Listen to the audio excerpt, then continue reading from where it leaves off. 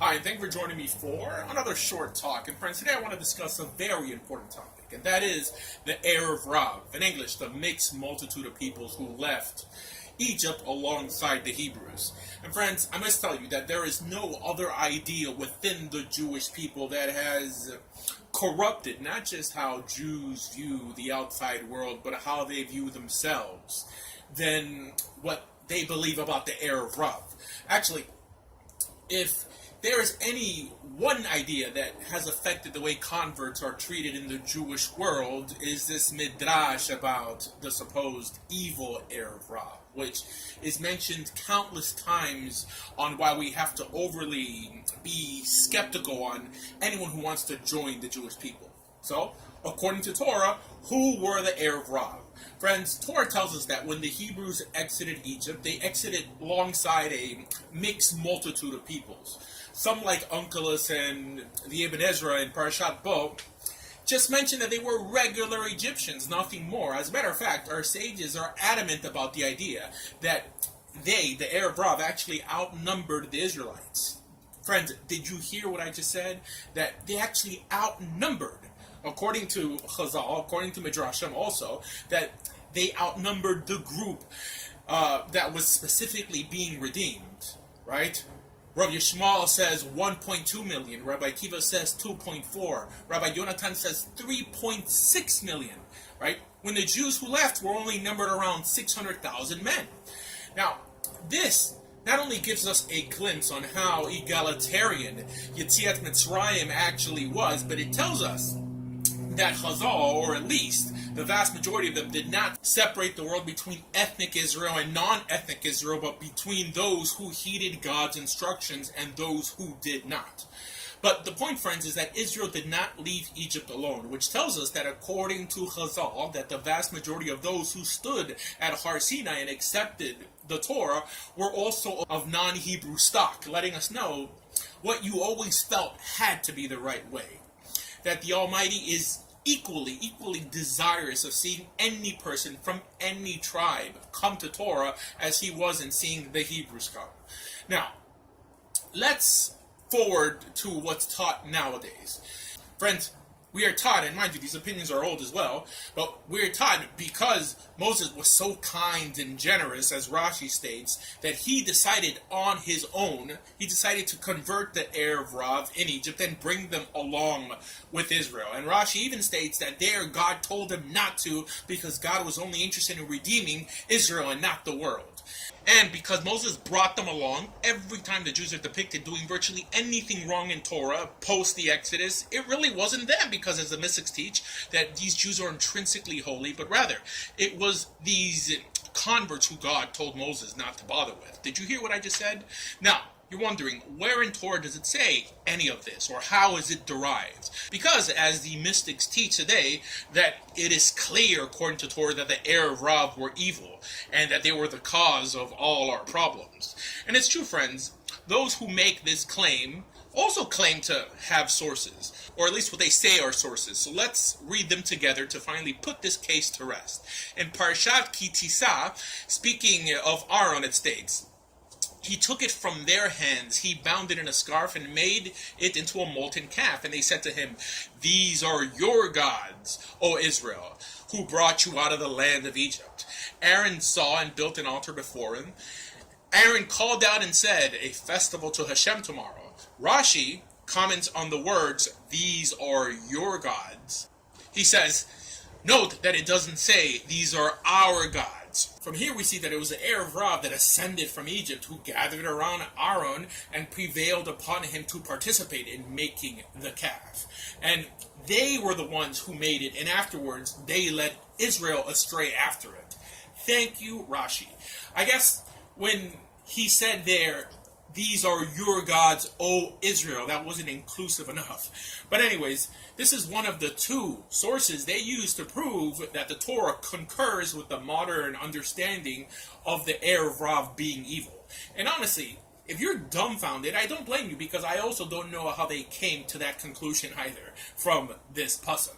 And yes, friends, This is all built off of the mystical notion that Israel was holy and monotheistic even while in Egypt. Because, of course, A Jew who just built an idol would never say that it's for us Jews to worship, because where in Tanakh do you ever see Jews committing idolatry?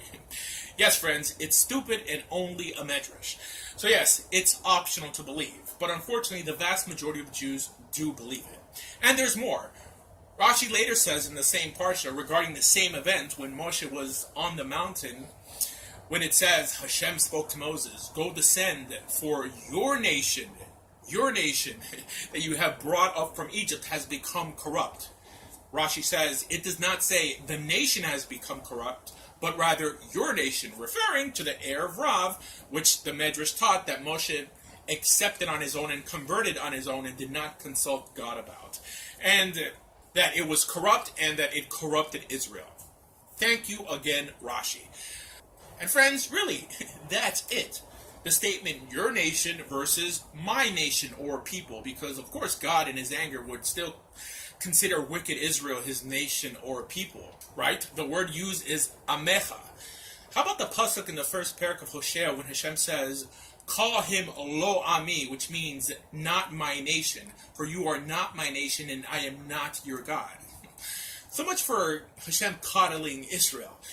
Even the Rambam in his Eger Teman speaks about all those who stood in Har Sinai and accepted the Torah as holy, that they were holy. No mention of an Erev Rav secretly trying to corrupt them. And some even teach that Kalev came from the Erev Rav. And of course the Zohar takes his hatred of the Erev Rav to a whole new ridiculous spiritual level. To the point that nowadays whoever we don't like, we just call Erev Rav. Actually, I've gone out of my way in many of my videos to help my viewers understand that in Torah Judaism, Midrashim are optional to believe, and especially when they contradict themselves, or in this case, Torah, which they almost always do, especially here. How so? Well, because one of the first times that the Erev Rav are actually depicted by Chazal, it seems that Chazal, they paint a very different picture. For example, in Shemot Rabbah, Yud Chet Siman Yud, regarding those who left the states, this is a parable of a king who makes a big celebration for his son, and at the same time decides to kill all those who hate his son, and declares that anyone who is happy for my child and me can come to the celebration. So in the same manner, Hashem made a big celebration for Klal Yisrael, whom he redeemed, and said all those who love my child should come and rejoice with my child. So those Egyptians who were good in Egypt did the Pesach with Klal Yisrael, and they went out with them, as the pasuk states, the Erev Rav, the mixed multitude, went with them, and those who opposed the Jews died during the plague of the firstborn.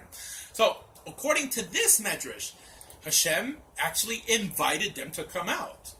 Nothing here about Moshe Rabbeinu converting them or bringing them along against God's wishes. So, which medrash is true? Friends, Ein mikor yotzeh midei peshuto. Chazal teaches that ultimately a pasuk, a verse from Torah, does not depart from its literal interpretation. The problem with many who learn Torah today is that they make no distinction between Agadah or Midrash and Torah. How many times have I heard a rabbi swear to me that something is in the Chumash only to find out that it only appears in Rashi? Friends, we have to go back and explore how the Jewish world viewed Midrashim before it took its mystical nosedive in the 13th century. And that in itself may come as the biggest shock to many learning Judaism today. The fact that they would learn that Judaism had a much different outlook to how we view things nowadays, especially regarding Agadah. For example, Rav Shrir Gaon, Rav Chai Gaon, even Avraham ben Rambam take the balanced approach that many Agadic statements are non-binding opinions, right? Not based on a firm Masorah. And that for sure one is not required to accept all such statements as true.